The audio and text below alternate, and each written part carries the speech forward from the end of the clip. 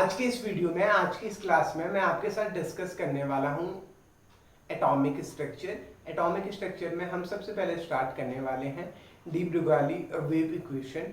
और अगर आप चैनल पे नए हैं, पहली बार अगर आप चैनल पे आए हैं, आज मैंने थोड़ा सा लाइट को ठीक करने की कोशिश की है, कैमरा को कांस्टेंट करने की कोशिश की है।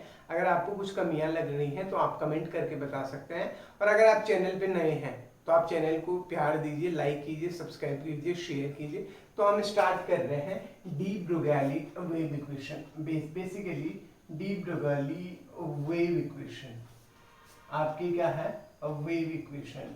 वेव इक्वेशन तो बेसिकली डी ब्रुगाली ने क्या कहा कि जो आपके माइक्रोस्कोपिक पार्टिकल हैं, माइक्रोस्कोपिक पार्टिकल मतलब माइक्रोस्कोपिक मतलब जिनका मास क्या है, बहुत ही ज्यादा कम है, तब जो बहुत ही ज्यादा क्या है, छोटे पार्टिकल हैं, जैसे इलेक्ट्रॉन, प्रोटॉन, न्यूट्रॉन। तो डी ब्रुगाली जो वेव इक्वेशन है वो माइक्रोस्कोपिक पार्टिकल पे लगती है, मैक्रोस्कोपिक पे नहीं लगता है। तो पार्टिकल जो आपके होते हैं, पार्टिकल जो होते हैं वो आपके दो तरीके के होते हैं। एक होता है आपका micro, micro means small, small, और एक होता है आपका मैक्रो, मैक्रो का मतलब होता है लार्ज। स्मॉल कौन से वाले होंगे? जैसे आपके इलेक्ट्रॉन, प्रोटॉन और न्यूट्रॉन। और लार्ज कौन से हैं? जैसे अर्थ है, आपका सन है, या और इलेक्ट्रॉन, प्रोटॉन, न्यूट्रॉन के अलावा फंडामेंटल पार्टिकल के अलावा जो है वो आपके क्या है, माइक्रोस्कोपिक पार्टिकल है, मैक्रोस्कोपिक है। तो जो भी हम बात करने वाले हैं, क्वांटम मैकेनिक्स जो होती है वो माइक्रोस्कोपिक पार्टिकल पे लगते हैं, छोटे पार्टिकल पे लगता है, बड़े पार्टिकल पे नहीं लगता है। तो हम माइक्रोस्कोपिक पार्टिकल के बारे में यहाँ पे बात करने वाले हैं। माइक्रोस्कोपिक पार्टिकल के बारे में बात हो रही है यहाँ पे। माइक्रोस्कोपिक पार्टिकल मतलब जिनका साइज छोटा है, इलेक्ट्रॉन, प्रोटॉन, न्यूट्रॉन, उनके बारे में बात हो रही है।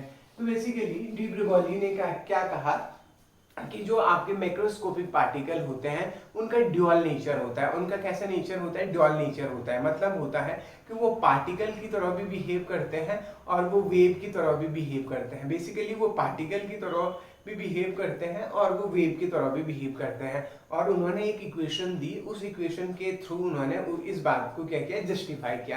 तो पहले स्टेटमेंट देखते हैं। तो डी ब्रुगाली कहता है कि जो माइक्रोस्कोपिक जो पार्टिकल है, microscopic microscopic particle has dual nature,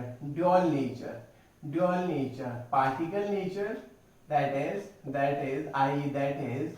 wave nature and particle nature। वो वेव की तरह भी और पार्टिकल नेचर जो वो डी ब्रुगाली कहते हैं कि जो माइक्रोस्कोपिक पार्टिकल होते हैं उनके में क्या होता है, ड्यूअल नेचर होता है, ड्यूअल कैरेक्टर होता है। वो वेव की तरह भी बिहेव करते हैं और पार्टिकल की तरह भी बिहेव करते हैं। अब बेसिकली इन्होंने क्या कहा कि आपका, इन्होंने क्या किया, दो इक्वेशन थी उनको कंबाइन किया। पहला है आपके पास प्लांक थ्योरी, मैक्स प्लांक एक साइंटिस्ट हुआ। प्लांक थ्योरी से आपका वेव नेचर का पता चला। वेव नेचर के लिए प्लांक थ्योरी का इस्तेमाल किया गया। और प्लांक कहता है कि एनर्जी जो होती है वो फोटोन के रूप में आती है। E is equals to h mu। This is equation number one. और दूसरी है हमारे पास आइंस्टाइन इक्वेशन।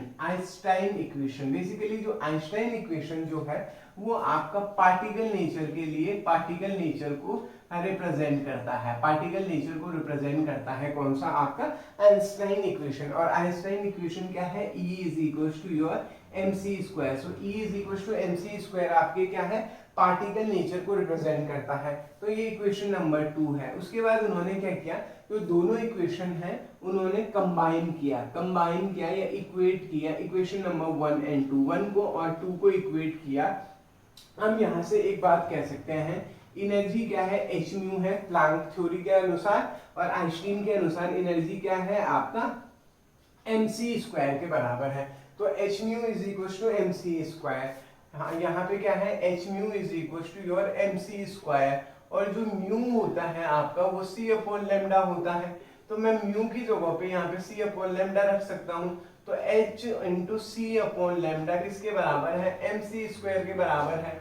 एक सी से दूसरे सी को मैं कैंसिल कर सकता हूँ, एक सी से दूसरे सी को कैंसिल किया जा सकता है। तो एच अपॉन लेमडा बराबर हो जाएगा आपका M C, H upon lambda बराबर हो जाएगा एम सी। और अगर मुझे लेमडा चाहिए तो लेमडा कितना हो जाएगा आपका एच अपॉन एम सी के बराबर हो जाएगा, एच अपॉन एच सी के बराबर हो जाएगा। ये जो इक्वेशन है, इक्वेशन नंबर 3, ये है आपकी क्या, डी ब्रुगली वेव इक्वेशन। तो मैं यहाँ पे h क्या, लैम्डा क्या है, वेवलेंथ है, h क्या है आपका प्लांक कांस्टेंट है, m क्या है मास है, c क्या है स्पीड ऑफ लाइट है। स्पीड ऑफ लाइट की जगह पे मैं वेलोसिटी की बात कर सकता हूँ। तो मैं कर सकता हूँ lambda is equal to h into M into V, क्योंकि स्पीड की जगह मैं वेलोसिटी की बात कर सकता हूँ। और m इंटू वी क्या होता है आपका मोमेंटम। तो lambda will equal to h upon p, ये h lambda is equal to h upon p। This equation number 4। Basically ये भी आपकी किस कौन सी इक्वेशन है, डी ब्रुगली वेव इक्वेशन है। और lambda is equal to your h upon p, ये क्या है आपकी डी ब्रुगली इक्वेशन है। तो अगर मैं यहाँ पे देखता हूँ lambda is equal to h upon p, ये डी ब्रुगली जो इक्वेशन है, इसमें ये जो लैम्डा है, ये लैम्डा है, ये आपका वेव नेचर को बताता है। और ये आपका जो p है, जो मोमेंटम है, ये मतलब ये एक ऐसी इक्वेशन है, एक डी ब्रुगली वेव इक्वेशन एक ऐसी वेव इक्वेशन थी जो जिसने क्या किया, पार्टिकल नेचर और वेव नेचर को बताया। इससे पहले डी ब्रुगली इक्वेशन से पहले ये माना जाता था कि आपका, कुछ साइंटिस्ट का मानना था कि भाई आपका जो इलेक्ट्रॉन प्रोटॉन न्यूट्रॉन है वो किसकी तरह है, वेव का नेचर शो करते हैं। कुछ बोलते थे कि वो पार्टिकल नेचर शो करते हैं। लेकिन जब डी ब्रुगली का कॉन्सेप्ट आया तो उसके बाद ये तय हो गया था कि ये क्या शो करता है, ये पार्टिकल नेचर और वेव नेचर दोनों शो करते हैं। तो यहाँ तक की बात हुई हमारी डी ब्रुगली वेव इक्वेशन की। आई होप आपको समझ में आया होगा। अगर आपको समझ में आया है तो वीडियो को लाइक शेयर एंड सब्सक्राइब कीजिए। Thank you.